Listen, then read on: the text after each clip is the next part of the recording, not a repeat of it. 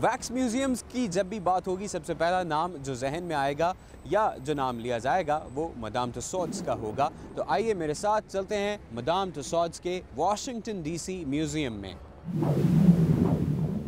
इस रिपोर्ट में हम आपको अमेरिकी तारीख का कुछ हवाला देने की कोशिश करेंगे। सबसे पहले तो ये आप देख सकते हैं एक नेटिव अमेरिकन जिनको रेड इंडियंस भी कहा जाता है और नेटिव अमेरिकन्स भी कहा जाता है, उनका मुजस्समा है। और यहाँ से अब हम आगे आते हैं। नेटिव अमेरिकन्स ने जो अमेरिकन्स थे उनके साथ मिलकर ब्रिटेन्स के ख़िलाफ़ जंग लड़ी थी और वो जंग लड़ी गई थी अमेरिकी तारीख़ के पहले सदर जॉर्ज वाशिंगटन की निगरानी में। जॉर्ज वाशिंगटन ने तमाम अमरीकियों को इकट्ठा किया था कि वो ब्रिटेन्स के ख़िलाफ़ लड़े और उससे पहले जॉर्ज वाशिंगटन ख़ुद ब्रिटेन आर्मी में कैप्टन थे। और ये मुजस्समा है जॉर्ज वाशिंगटन का जो कि पहले अमरीकी सदर थे।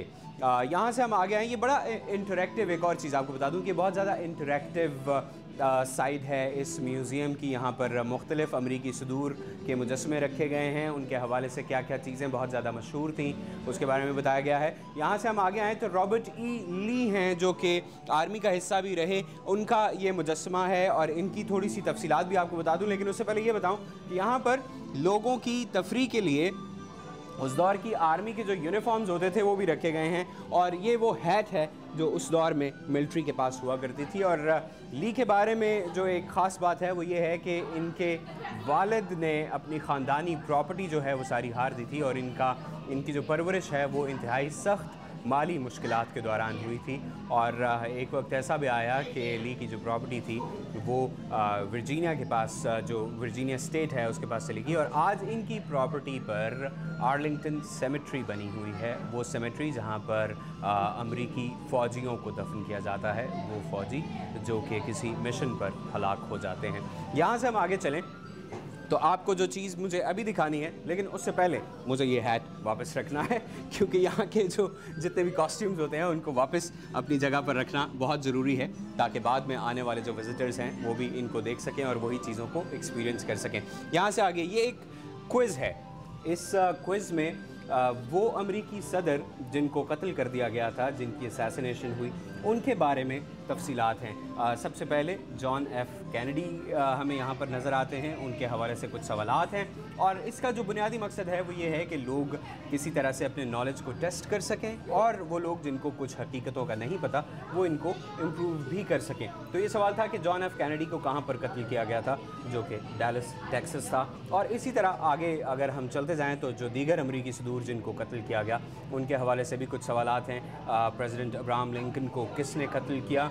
ये थे डब्ल्यू बुश जिन्होंने प्रेसिडेंट अब्राहम लिंकन को कत्ल किया था। और अब आपको जो जगह नज़र आ रही है ये वो गैलरी है जहाँ पर प्रेसिडेंट अब्राहम लिंकन को कत्ल किया गया था। और ये गैलरी जो है ये फोर्ड थिएटर की है और इसकी अहम और ख़ास बात ये है कि इस गैलरी को सदर अब्राहम लिंकन ने ख़ुद से बनवाया था या डेजिग्नेट किया था सदर के लिए कि वो यहाँ पर आकर थिएटर में बैठ सकते हैं। और आप देख सकते हैं कि उनका मुजस्समा है। यहाँ पर जब आने वाले आते हैं इस गैलरी के अंदर तो उनको एक बाकायदा फीलिंग मिलती है कि वो किसी थिएटर में आए हैं। और प्रेसिडेंट अब्राहम लिंकन जो हैं इनको 14 अप्रैल 1865 में असैसिनेट किया गया था। इसी गैलरी के अंदर वो बैठे हुए थे जब उनको कत्ल किया गया और इनके पीछे से इनके सर में गोली मारी गई थी।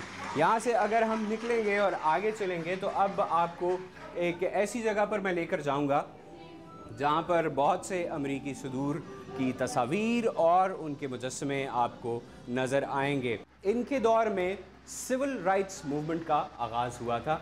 और यहाँ पर आप एक और तस्वीर देख सकते हैं, ये तस्वीर है रोज़ा पार्क्स की। रोज़ा पार्क्स वो स्याह-फाम खातून थी जिन्होंने बस के अंदर सीट पर बैठे हुए एक सफ़ेद फाम शख्स के लिए सीट छोड़ने से इनकार कर दिया था। ये उस दौर की बात है जब अमेरिका में सिविल राइट्स मूवमेंट नहीं चली थी, जब स्याह-फाम अफराद के पास वैसे हुकूक नहीं थे जैसे हुकूक सफ़ेद फाम अफराद के पास थे। और यहाँ से आगे अगर हम चलेंगे तो हमें कुछ मज़ीद फिगर्स नज़र आएंगे और इसमें कुछ थोड़ी सी हमें जो जंगें थी उनकी झलक भी नज़र आती है। लेकिन अभी इसको हम छोड़कर थोड़ा और आगे चलेंगे और उस सेक्शन में दाखिल होंगे जिसको सिविल राइट्स मूवमेंट सेक्शन कहा जा सकता है। इसमें दाखिल होते ही सबसे पहले हमें जो फिगर नज़र आता है, जो स्टैचू नज़र आता है, जो मॉडल नज़र आता है, वो रोज़ा पार्क्स का है। जी हाँ, ये रोज़ा पार्क्स हैं, वो खातून जिन्होंने अमेरिका में जो बुनियादी इंसानी हुकूक थे उनकी तफरीक को ख़त्म करने के लिए मूवमेंट चलाई, और ख़ास तौर पर जो सियाफ़ाम लोगों के हुकूक थे उनके लिए मूवमेंट चलाई। और आपको ये भी बता दें कि जैसे मैंने आपको पहले बताया कि इनको अरेस्ट किया गया था, यहाँ पर ये एक बस की सीट भी लगाई गई है ताकि आने वाले यहाँ बैठें और वो जो फीलिंग थी उसको समझ सकें। जब मैं यहाँ बैठा हूँ तो कुछ आवाज़ें जो यहाँ पर बिल्ट इन हैं सिस्टम्स में, उसमें से आवाज़ें आ रही हैं कि इनको उठ जाना चाहिए, और लोगों ने एक्चुअली इनकी जो सीट थी उसके ऊपर किक्स मारी थी और इनको कहा था कि ये उठें, लेकिन इन्होंने उठने से इनकार कर दिया था और बाद में पुलिस को बुलाकर इन्हें गिरफ़्तार करवा दिया गया था। और इन पर जो इल्ज़ाम लगा था वो था सिविल डिसओबीडियंस। यहाँ से आगे हम आते हैं तो एक और जो बहुत बड़ा फिगर मुझे नज़र आ रहा है, और एक बहुत बड़ा नाम अमरीकी तारीख़ का, वो नाम जिसने अमेरिका में सियाफ़ाम अफराद के लिए इंसानी हुकूक की जंग लड़ी, और ये नाम है Martin Luther king. Martin Luther king की एक बहुत ही मशहूर तकरीर है जिसके बारे में आप में से बहुत सारे लोगों ने सुना भी होगा। वो तकरीर है आई हैव अ ड्रीम। और मार्टिन लूथर किंग ने ये तकरीर जब दी थी तो बहुत लाखों की तादाद में लोग इस तकरीर को सुनने आए थे, और यहाँ पर वो विजुअल्स नज़र आते हैं जो लोग बैनर्स उठा कर आए थे जिन्होंने आकर मार्टिन लूथर किंग की ये तकरीर सुनी थी। और ये तकरीर हुई थी वाशिंगटन डीसी में, वाशिंगटन मॉन्यूमेंट के सामने, जहाँ पर आज वाशिंगटन मॉन्यूमेंट पार्क्स हैं। ये सारा इलाका लोगों से भरा हुआ था और यहाँ पर मार्टिन लूथर किंग जूनियर ने ये तकरीर दी थी। ये सेक्शन है मदाम तुसाड्स डीसी का, जिसमें अमरीकी सदूर और अमरीकी तारीख़ के हवाले से बहुत सी मालूमात आने वालों को मिलती हैं, और तारीख़ में जो अहम सदूर रहे और जो और दीगर शख्सियात थी जिन्होंने अमेरिका की तारीख़ में बहुत अहम किरदार अदा किया, उनके बारे में बहुत सी इंफॉर्मेशन हमें यहाँ पर मिलती है। और ये था हमारी रिपोर्ट का आखिरी स्टॉप। उम्मीद है कि आपको हमारी ये रिपोर्ट पसंद आई होगी और आपको अमेरिकी तारीख़ के बारे में बहुत सी मालूमात भी मिली होंगी। Mohammad Atif, Voice of America, Washington.